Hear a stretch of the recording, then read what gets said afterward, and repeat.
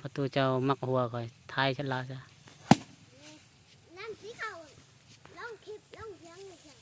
ตอนนี้เฮากำลังได้ตีเข่า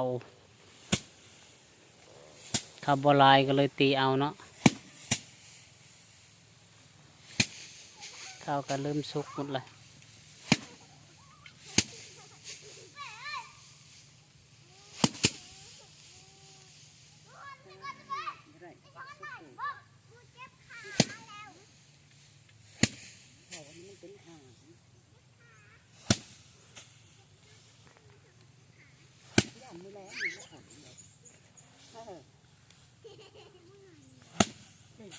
พอ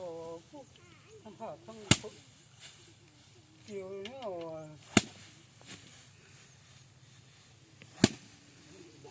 แต่ย่านแต่คนว่า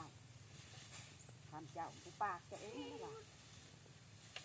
ไม่ได้แค่หนึ่งคนว่า